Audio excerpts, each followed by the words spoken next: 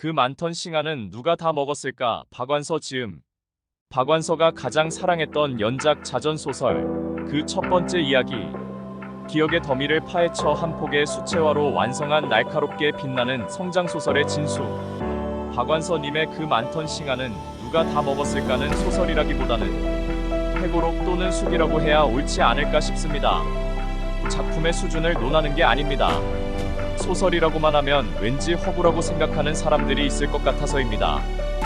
그 많던 싱아는 누가 다 먹었을까는 작가 자신이 어려서부터의 기억과 살아온 시간의 경험을 바탕으로 그려낸 성장소설이니 진실에 가깝다 하겠습니다. 따라서 자전적 소설이라고 하는 게 옳을 듯합니다.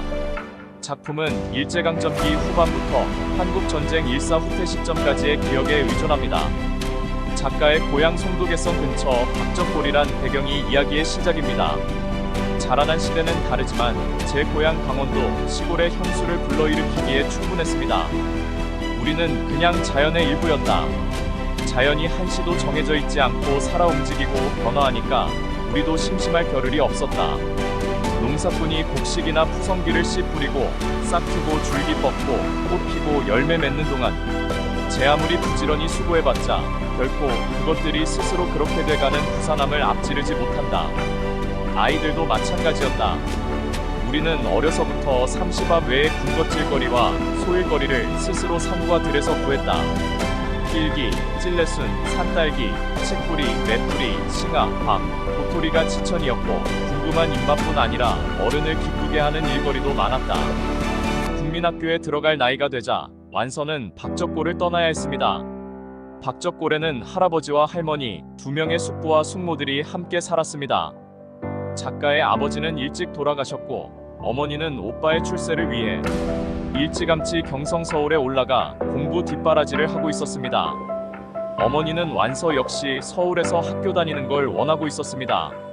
일제강점기 당시 학창시절은 어떠했을지 조금은 느껴지는 것 같습니다. 교실에 들어와 교과서에 제일 먼저 배운 건 봄이 왔네, 봄이 왔네, 어디에 왔나? 산에 왔네, 들에도 왔네 하는 일본 말이었다. 교과서엔 벚꽃이 활짝 피었고 노래로도 배웠다. 사직공원에선 이미 벚꽃이 지고 있었고 나는 매일 산을 넘어 학교에 다니고 있었지만 진짜 산과 봄의 갈증을 느꼈다. 내가 넘어다니는 인왕산 자락엔 쑥 하나 돋아나지 않았고 바위가 부스러진 것처럼 메마른 흙에선 겨우 아카시아가 악착같이 자라고 있었다. 나는 불현듯 싱아 생각이 났다.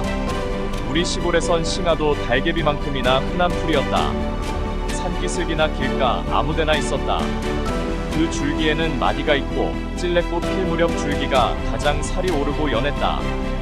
발그스름한 줄기를 꺾어서 겉껍질을 길이로 벗겨 내고 속살을 먹으면 새콤달콤했다. 입안에 군침이 돌게 신맛이. 아카시아 꽃으로 상한 기위를 가라앉히는 데는 그만일 것 같았다. 나는 마치 상처난 몸에 붙일 약초를 찾는 짐승처럼 조급하고도 간절하게 산속을 찾아 헤맸지만 싱아는 한 포기도 없었다. 그 많던 싱아는 다 누가 먹었을까? 저도 어렸을 때 학교 오가며 산딸기나 칡뿌리는 물론 달개비, 찔레순, 싱아도 흔히 보았습니다. 제목 그 많던 싱아는 누가 다 먹었을까의 의미는 무엇일까요? 나라를 빼앗긴 억울한 심정일까요? 아니면 서울에서 느끼는 시골에 대한 향수였을까요? 나는 오빠와의 친밀감을 과시하기 위해 멀리까지 가서 조리풀을 따다가 오빠한테 붙들게 하고 조리를 엮었다. 조리풀을 뜯을 때마다 습관적으로 먹을 만한 풀을 찾았지만 선바위 주위 척박한 땅에는 모질고 억센 잡풀밖에 자라지 않았다. 가끔 나는 손을 놓고 우리 시골의 그 많던 싱아는 누가 다 먹었을까? 하염없이 생각하곤 했다. 말수 적은 오빠도 내 향수를 알아차리고는 여름방학이 며칠 안 남았다는 걸 손가락으로 헤아려 보여주곤 했다. 작품에는 해방이 가까이 오면서 일제의 패망이 다가오면서 우리 민족의 고통은 나날이 심해져 가고 있었음을 느끼는 대목이 많았습니다. 우리 마을은 아니었지만 이웃 마을에서 갈립가리 속에 숨었던 소녀가 그 창 끝에 옆구리를 찔렸다는 소문은 너무도 끔찍해 백주의 악몽이었다. 소녀가 거기 숨은 까닭은 우물에서 물을 깃던 소녀를 일본 순사가 정신대로 끌고 간 일이 있었다는 소문을 들은 소녀의 부모가 공부 밖에 양복 입은 사람들이 나타나니까 지레 겁을 먹고 딸을 거기다 감춘 것이었다. 사람을 빼앗기는 건 먹을 걸 빼앗기는 것보다 더 무서웠고 사람과 먹을 걸 한꺼번에 빼앗기는 세상은 보나 마나 한 말세였다.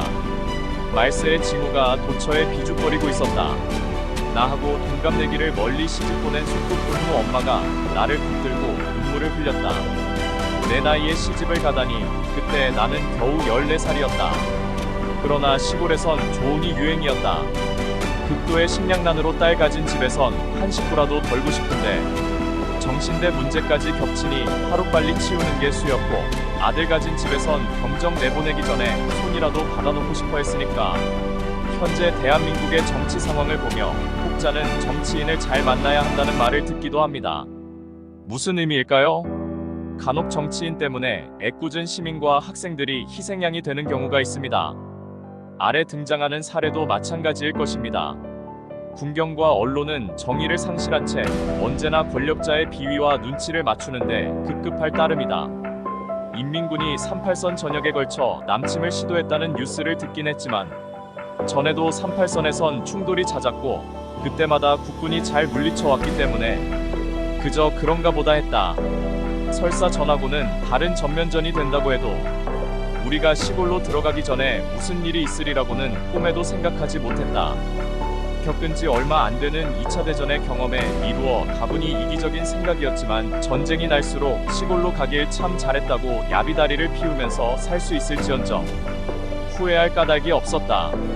그때까지 이승만 정부가 장담해온 만약 전쟁이 나면 파죽지세로 밀고 올라가 점심은 평양에서 저녁은 압록강에서 먹으리라는 선전을 그대로 믿은 건 아니라 해도 세뇌 효과는 무시 못했다. 최악의 경우라 해도 다만 몇 발자국이라도 38선 이북에서 밀었다 당겼다 하는 장기전이 되려니 했다. 다음날 아침에는 호소리가 미아리국의 너머에서 쏘는 것처럼 가까이 들렸다. 그러나 긴급 뉴스는 국군이 인민군을 거의 다 섬멸한 것처럼 말하면서 국민들은 안심하고 생업에 종사하기를 당부했다. 그러면 그렇지 하고 학교로 향했다. 미아리고개로 뻗은 도남동 전찻길로 달구지 가재도구를 실은 피난민이 꾸역꾸역 넘어오고 있었다. 겁에 질린 그들에게 시민들이 뭔가를 들어보려는 걸 순경이 말리는 광경도 눈에 띄었다. 그래도 이 사람 저 사람의 입을 통해 그들이 의정부에서 피난 오는 길이라는 걸 알 수 있었다. 채 그 많던 싱하는 누가 다 먹었을까는 일제강점기와 한국전쟁을 경험하지 못한 세대에게는 고전이라 부르는 게 옳다고 생각합니다. 더불어 어느 편도 아닌 그저 경험과 목격자로서 솔직 담백한 체험기를 담은 다큐멘터리라고 해도 무방할 것입니다. 우리가 왜 독서를 함에 반드시 고전을 읽어야 하는지 박완서님의 작품 그 많던 싱하는 누가 다 먹었을까에서 느껴보시길 바랍니다. 지금까지 캔디맨의 고전 여행이었습니다. 그럼 다음 고전 여행에서 인사드리겠습니다. 감사합니다.